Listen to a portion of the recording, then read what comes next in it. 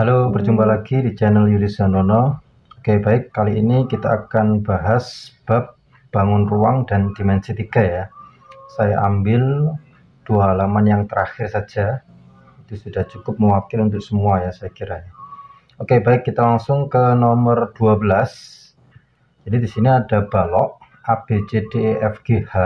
Diketahui AB-nya 8, kemudian BC-nya 4, kemudian CG-nya ini itu antara 4 sampai 10. Jadi nanti cara ngitungnya kita ambil yang paling pendek dan yang paling panjang, kita coba dua-duanya gitu ya kemungkinannya. Oke, titik L itu adalah titik perpotongan diagonal EG sama FH. Jadi L-nya di tengah-tengah sini. Oke, pertanyaannya kita suruh nyari informasi apa antara kuantitas P dan Q, di mana P-nya itu adalah suruh nyari kuadrat jarak dari titik L ke BC. Jadi jarak titik L ke BC. Jadi ingat ya teman-teman ya, nyari jarak titik ke garis itu adalah titik tersebut diproyeksikan ke garis, di manakah tegak lurusnya gitu ya. Jadi kalau titik L-nya di sini, garisnya di sini, biasanya untuk awal-awal itu ini bisa kita hubungkan ke ujung-ujung titik, maka dia membentuk apa? Segitiga. Nah, kita lihat segitiganya segitiga apa? Oh, ternyata ini segitiga LBC itu kan sama kaki ya, LB dan LC-nya sama. Sehingga untuk mencari tegak lurus titik L ke BC itu tadi ketika diproyeksi, maka tegak lurusnya tepat di tengah-tengahnya BC. Jadi kalau kita tarik garis, nah anggap sini ya. Nah, ini adalah tengah-tengahnya BC. Maka jaraknya L ke sini ini itulah yang kita cari ya. Kemudian diapain? Dikuadratkan. Jadi kuadrat jarak L ke BC, jadi nyari ini kemudian dikuadratin. Nah, ini pasti siku. Nah, gimana cara nyarinya ini? Kita bisa menggunakan yang di tengah sini ditarik ke sini, atau ini ke tengah terus ke bawah. Nah, ini juga membentuk siku. Sehingga kalau dikeluarin, misalkan ini saya kasih bantuan, ini adalah titik P, ini Q, maka segitiga yang kita dapatkan di situ adalah bisa dibalik gini ya. Nah, hadapnya saya balik. Ini Q, ini P, ini L gitu ya. Jadi yang kita cari ingat apa? LP ya. Ini tadi ya LP. Nah, sedangkan QP-nya ini itu kan sama dengan CG. QP-nya nanti kita pakai coba yang 4 dan yang 10. Jadi ini nanti juga kemungkinannya direntang ya. Oke, sekarang untuk kasus yang pertama kita coba ininya 4. Ya, CG-nya kan 4. Jadi kita coba PQ-nya 4. Kemudian GL-nya berapa? GL itu kan separuhnya AB. Sehingga GL-nya juga 4. Maka ini diperoleh pakai rumus Pitagoras. 4 sama 4 berarti ini kan sama kaki ya. Otomatis cara cepatnya ini tinggal dikasih akar 2 ya. Jadi yang pertama kita dapatkan panjangnya PL itu adalah 4 akar 2. Kalau cara biasanya pakai Pitagoras ya. 4 kuadrat tambah 4 kuadrat kemudian diakar. Nah, gitu ya. Sehingga ini PL-nya adalah 4 akar 2. Kemudian kalau kita pakai yang panjangnya PQ itu adalah 10, misalkan ini 10, ini tetap 4 ya. Ini Q, ini P, ini L. Berapakah PL? Berarti PL adalah akar dari 10 kuadrat ditambah 4 kuadrat. Sama dengan akar 116. Gitu ya. Oke, karena mintanya tadi adalah P itu adalah kuadrat jarak, berarti ini dikuadratin. Jadi yang pertama P menghasilkan 4 akar 2 dikuadratin 32. P yang kedua, kalau pakai yang ini tadi, akar 116 dikuadratin adalah 116. Sehingga P, kuantitas P itu antara 32 sampai 116. Kalau kita bandingkan dengan Q-nya adalah 110, maka jawabannya yang D. Kenapa? Karena kalau 32 itu lebih kecil daripada 110, kalau 116 lebih besar daripada 110. Karena ada dua kemungkinan, maka jawabannya yang D, gitu ya. Semoga paham ya teman-teman ya. Jadi kalau ada model kayak gini lagi, ini dicoba dua-duanya, yang paling kecil dan yang paling panjang. Oke. Kita lanjut ke soal nomor 13.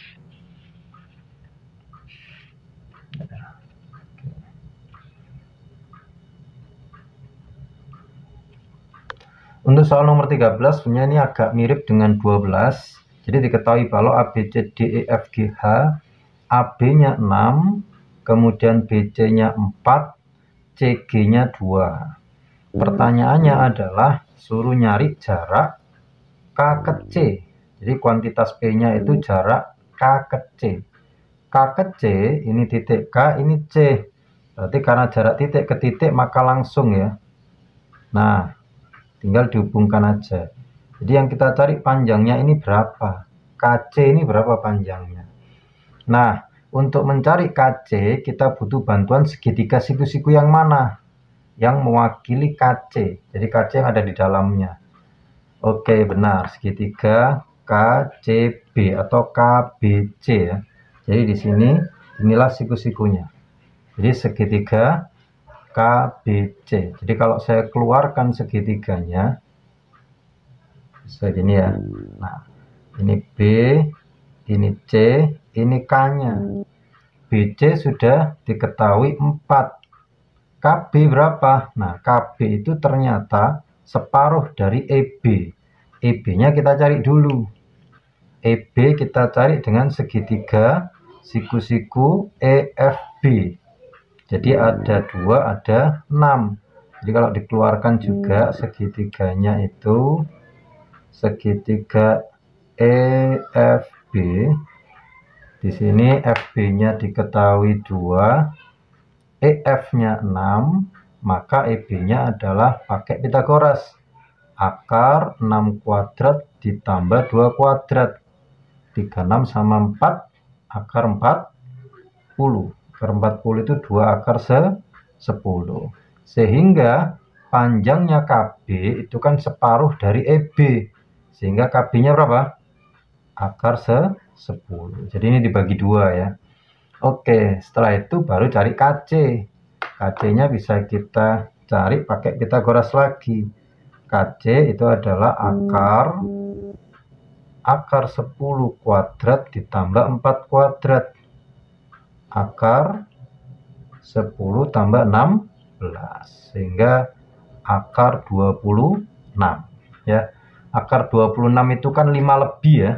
Jadi ini lebih dari 5. Sehingga P lebih dari Q. Maka jawabannya yang A. Yang ini tadi D ya.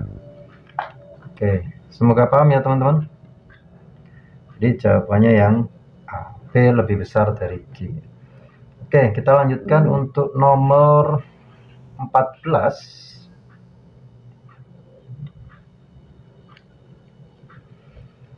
Jadi diberikan prisma segitiga. Jadi kalau saya gambar dulu prisma segitiganya.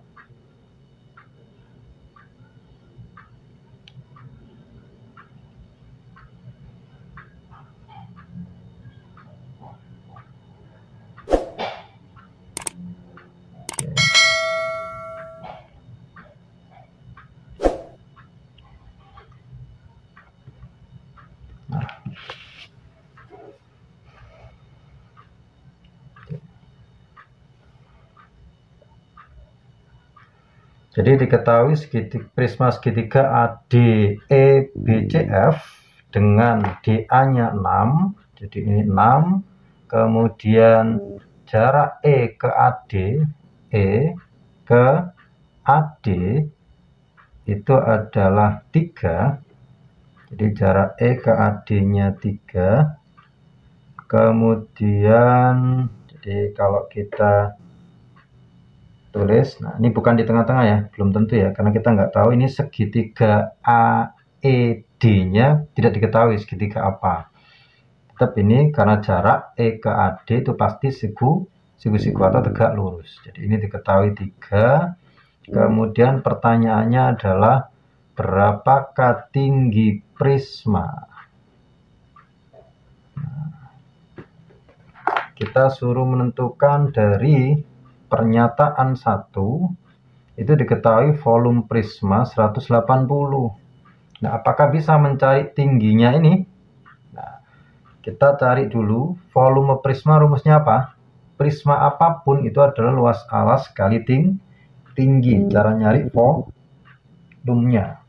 Sehingga luas alas, karena alasnya berbentuk segitiga, berarti kan setengah kali alasnya itu AD kali tingginya segitiga yang bawah ini ya 3 ya.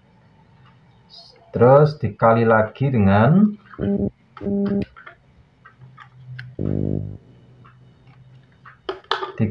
dengan tinggi prisma menghasilkan 180. AD-nya tahu 6, ini 3 kali tinggi prisma ya 180. Kira-kira kalau seperti ini persamaannya tinggi prisma ketemu nggak? Oke, tinggi prisma ketemu ya. Jadi meskipun ini nggak dihitung nggak masalah teman-teman ya.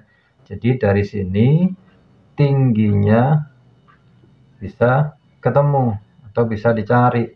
Maka pernyataan 1 cukup gitu ya. Oke. Kemudian pernyataan 2. Pernyataan 2 diketahui panjang AF-nya itu adalah 5. Nah, kalau AF itu yang miringnya ini diketahui 5, apakah kita bisa mencari tinggi prisma? Ya. Berarti kalau kita nyari tinggi prisma pakai segitiga ini ya. Bisa. Nah, ini adalah segitiga siku-siku juga. Ya. Oke, tingginya di sini, tinggi prisma. Nah, AE kita nggak tahu apakah bisa dicari. Nggak bisa, karena ini bukan di tengah-tengah. Sekali lagi, tidak diketahui di soal bahwa segitiga AED itu segitiga apa nggak tahu, sehingga ini belum tentu di tengah-tengah. Sehingga kalau ini nggak di tengah-tengah, maka AE-nya nggak bisa ketemu. Kalau AE nggak bisa ketemu, maka untuk nyari T itu nggak bisa juga. Karena kita butuh AE sama miring. Miringnya AF kan diketahui 5. Tapi AE-nya nggak tahu. Berarti kita nggak bisa pakai Pitagoras untuk nyari T. Sehingga untuk pernyataan 2 itu tidak cukup. Maka jawabannya hanya satu saja yang cukup. Maka jawabannya yang A. Oke, untuk nomor 15, ini tahun 2023 ya. Jadi diketahui ada balok tinggi sama kerucut. Nah, kerucutnya ini alasnya nempel plek ya, dengan alasnya balok. Diketahui alasnya balok itu adalah 20 kali 20, sehingga kita tahu ini diameternya kerucut ya teman-teman ya. Karena ini diameternya 20, berarti jari-jarinya 10. Oke, tingginya kerucut diketahui 15. Di teks dinyatakan bahwa volume bagian luar balok di luar kerucut 7 kali volume kerucut. Jadi yang di luarnya sini itu adalah 7 kalinya ini. Berarti kalau volume balok total berapa teman-teman? Kalau luarnya itu 7 kalinya ini, berarti kan ini dianggap 1 ya. Berarti ini 7, ini 1. Berarti volume balok itu adalah 8 kali volume kerucut. Paham ya? Oke, jadi kita jabarkan dari situ. Volume balok itu sama dengan 8 kali volume kerucut. Nah, dari sini nanti kita tujuannya adalah nyari ini tingginya balok sebelum nyari luas permukaan balok. Oke ya. Jadi karena volume balok itu adalah 8 kali volume kerucut, kita tahu volume balok itu kan PLT ya, 20 kali 20 kali tinggi. Sedangkan nilainya sama dengan 8 kali volume kerucut. Volume kerucut adalah sepertiga luas alas kali tinggi. Alasnya berbentuk lingkaran, maka pi r kuadrat kali tingginya 15. Jadi kita jabarin dari sini ya, untuk nyari tingginya balok ya. Oke, ini kalau dicoret 5, kemudian ini kita coret 4, ini jadi 5, ini 2 ya. Kemudian ini 5-nya kita coret sama ini, kita main coret-coret aja ya. Kemudian ini 2 sama 20, 10. Kemudian 10 sama 100 itu 10, sehingga T-nya sama dengan 10 pi.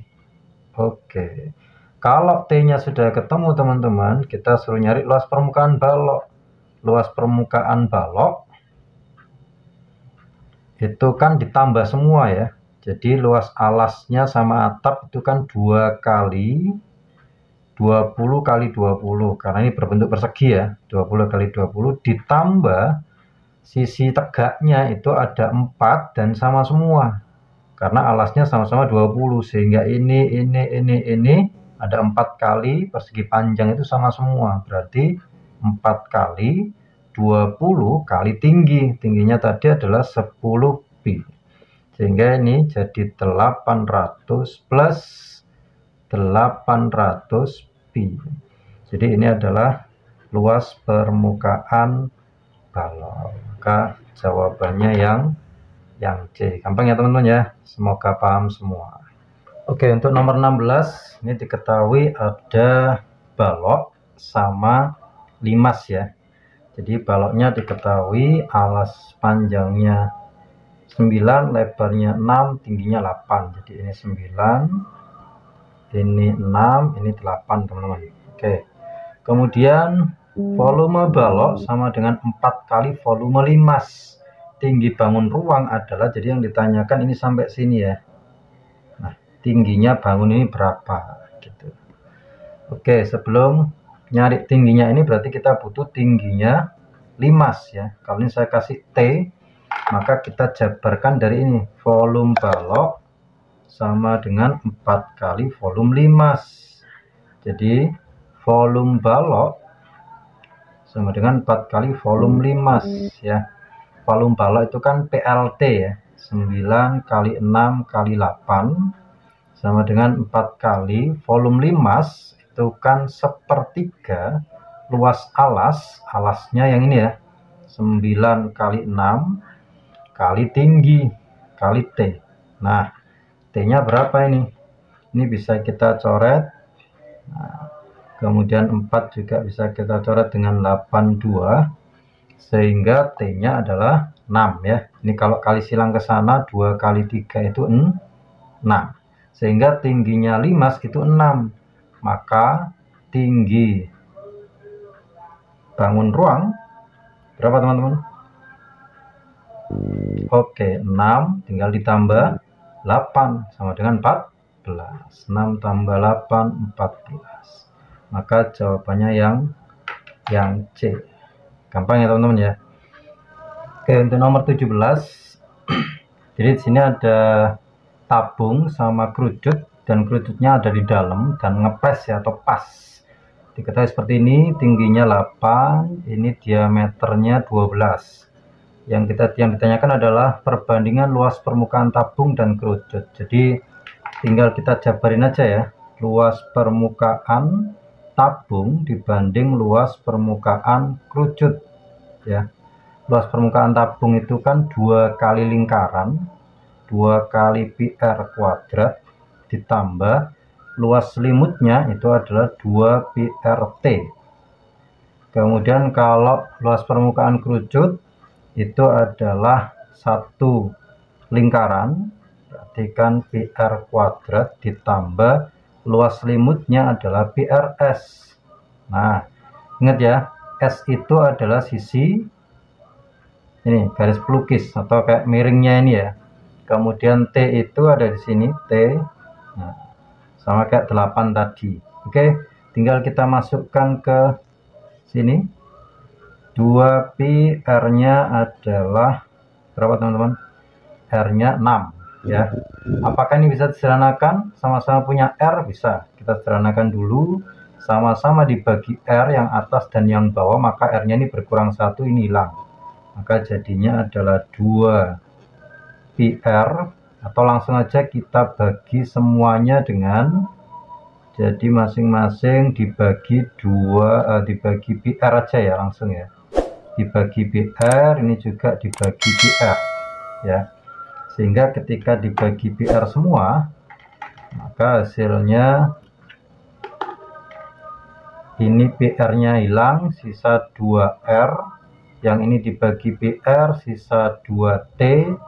Yang ini dibagi PR, sisa R. Ini dibagi PR, sisa S. Jadi kita cukup ngitung ini ya. 2 kali R-nya 6, 2 kali T-nya 8, R-nya 6. Nah, S-nya ini berapa kira-kira teman-teman? Jadi ini ada 8, ada 6. Nah, ini bisa di Pitagoras ya. Nah, ada 6, ada 8, S-nya itu 10 ya, kalau pakai rumus Pitagoras. Ini triple juga, 6, 8, 10, kelipatan dari 3, 4, 5 ya. Sehingga S-nya di sini adalah 10. Tinggal kita masukkan di sini. Nah, oke, tinggal kita hitung. Ini kalau dihitung hasilnya adalah 12 tambah 16, 28 per 16 itu adalah 7/4. Maka jawabannya yang B ya. Oke. Tinggal jabarin rumus saja teman-teman. Jadi saran saya dihafalkan rumus-rumus bangun datar dan bangun ruang ya. Oke, kita lanjut ke nomor 18. Jika sebuah balok kayu berukuran 90 kali 30 kali 120 cm dipotong bentuk kubus, maka ukuran terbesar yang dapat dibentuk sebanyak titik-titik ya. Jadi ukuran terbesar yang dapat dibentuk sebanyak titik-titik. Nah, kita tahu ukurannya itu adalah 90 kali 30 kali 120. Untuk mencari ukuran paling besar, berarti acuan kita ya yang paling kecilnya ini ya. Karena kan nggak bisa, misalkan ukuran 40 kali 40 kali 40 kan nggak bisa. Karena ukuran terpendeknya di sini adalah 30. Balok kayu yang diketahui. Jadi paling besar ukuran kubusnya nanti yang dapat kita buat adalah ya 30 kali 30 kali 30. Paham ya teman-teman ya? Jadi untuk nyari banyaknya kubus terbesar ya berarti acuannya yang paling kecil ini. Bisa dipahami ya?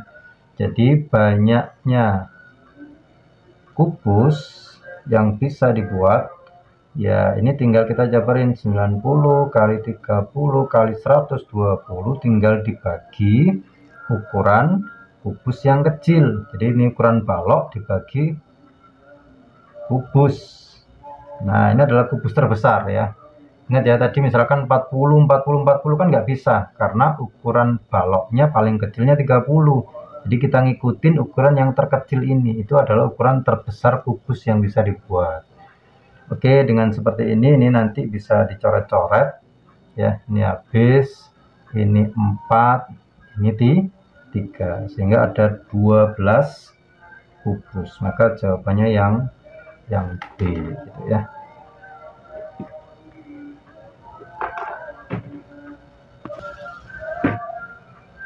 Oke, untuk nomor 19 di sini diketahui sebuah kubus memiliki ukuran panjang rusuk 14. Jadi ini ada selesai gambar ya. 14 14 14 berarti ini 14 juga. Ini berarti itu 7, ini siku-siku ya.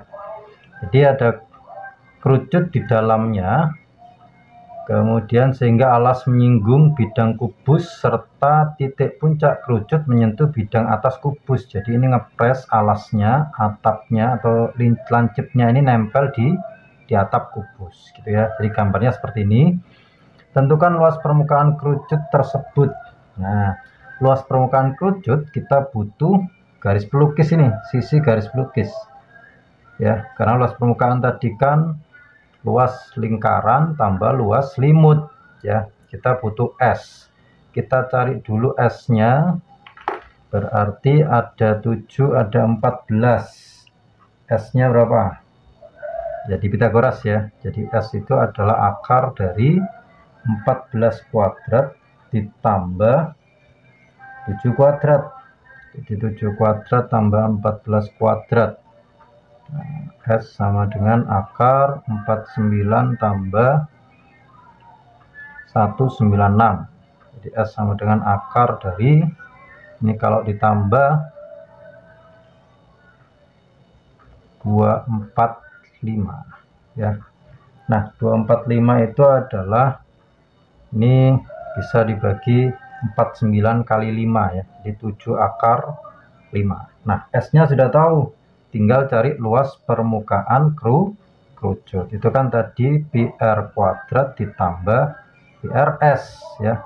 PR kuadrat, P-nya di situ adalah 22/7 kali R-nya adalah 7 kuadrat ditambah 22/7 kali 7 kali S-nya 7 akar 5. Sehingga ini bisa dicoret 7, ini juga dicoret. Maka ini dikali 154 tambah 154 akar 5. Ini 154-nya kalau dikeluarin maka jadi 1 plus akar 5. Oke, maka jawabannya yang D ya teman-teman. Oke, untuk nomor 20, misal terakhir ya teman-teman ya, yang saya bahas. Jadi diketahui suatu prisma persegi memiliki tinggi 5. Jadi karena prisma persegi itu sama kayak balok ya. Jadi alasnya persegi, tingginya 5. Kemudian diketahui volumenya 80. Nah, kita bisa nyari ini. Ini misalkan A, ini juga A, maka volumenya itu kan diketahui 80. Kita tahu volumenya ini adalah A kali 5 sama dengan 80. Sehingga A kuadrat 80 bagi 5, 16, hanya 4. Oke, sekarang pertanyaannya untuk pernyataan yang pertama, luas permukaan prisma sama dengan 112. Untuk nyari luas permukaan, itu kan rumusnya 2 kali PL PT LT ya, kalau balok ya, karena ini prisma persegi berarti sama kayak balok. Jadi ini adalah PLT, sehingga kalau kita hitung 2 kali 4 kali 4 ditambah 4 kali 5 ditambah 4 kali 5 lagi gitu ya, 4 kali 5, sehingga sama dengan 2 kali 16 tambah 40. Ini 56 kali 2, 112. Berarti benar ya teman-teman ya. Oke. Sekarang yang pernyataan 2, panjang diagonal ruang prisma lebih dari 7. Tahu ya, diagonal ruang itu misal dari ujung sini ke ujung sini. Nah, ini diagonal ruangnya ya. Misalkan ini D. Nah, untuk nyari D itu ada cara cepatnya, yaitu akar dari P kuadrat tambah L kuadrat tambah T kuadrat ya, sehingga akar dari ini tadi kan sama-sama 4 ya, berarti 4 kuadrat tingginya 5 kuadrat. Nah, ini kalau dihitung itu adalah akar 57. Nah, di sini apakah lebih dari 7? Akar 57 itu mendekati berapa? Kan nggak sampai 64 ya. Kalau 64 itu kan 8. Kemudian ini 49, akar 49 kan 7. Berarti ini nilainya lebih dari 7. Berarti benar juga gitu ya. Oke. Kemudian yang pernyataan ketiga, suatu bola berdiameter 6 dapat memuat prisma tersebut. Jadi ini kalau ada bola di sini ya. Nah, ada bola, berarti kan ukuran diameternya bola itu paling kecilnya harus D. Sedangkan di sini 6.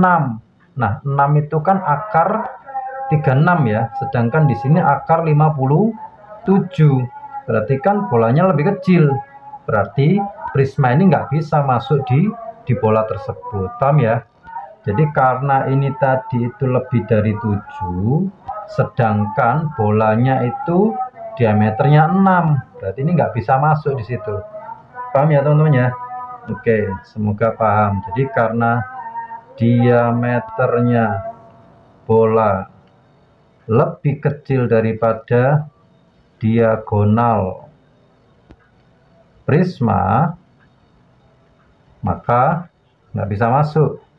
Jadi tidak bisa masuk prismanya ya, atau tidak bisa memuat prisma, sehingga jawabannya salah. Maka benar-benar salah gitu ya, BBS.